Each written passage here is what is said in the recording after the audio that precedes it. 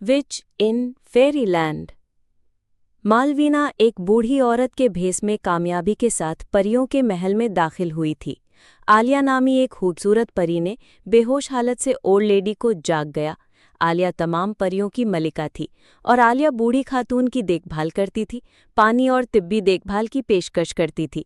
यहाँ तक कि उसने मालवीना को शाही रात के खाने में शामिल होने की दावत दी, जहाँ डायन को गर्मजोशी से मेहमान नवाज किया गया। अपने शाही रात के खाने के दौरान अलीस ने मालवीना से घने जंगल में उसके मकसद के बारे में पूछा। मालवीना ने अभी भी भेस बदलकर अपने बारे में एक कहानी बनाई। मैं एक बूढ़ी औरत हूँ जो जंगल में झोंपड़ी में अकेली रहती हूँ। मैं खाना और दवाइयाँ बनाने के लिए जंगल से जड़ी बूटियाँ और पौधे जमा करती हूँ। मैं यहाँ लकड़ी तलाश करने आई और फेरीलैंड देखा, परंतु गर्म मौसम की वजह से मैं आपके दरवाजे के सामने बेहोश हो गई। आलिया ने बुजुर्ग खातून के तई हमदर्दी महसूस करते हुए उसे सेहतयाब होने तक महल में रहने की इजाज़त दे दी। हालांकि मालवीना के असली इरादे छुपे रहे। रात के ढक्कन में उसने जादुई फव्वारे तक पहुंचने की कोशिश की, लेकिन उस इलाके में सख्त हिफाजती इंतजामात किए गए थे। वो बेहतर मौके का इंतजार करते हुए अपने कमरे में वापस आ गई।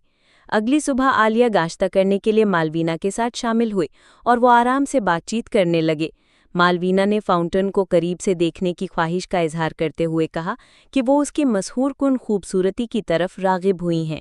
आलिया तदबची हिचकिचाहट के साथ बिलाखिर राजी हो गई, मालवीना के धोखे से बेखबर। जैसे ही आलिया मालवीना को फव्वारे की तरफ ले गई, डायन ने उसे आलिया की एक तरफ धकेल दिया और अपनी असली शक्ल जाहिर कर दी।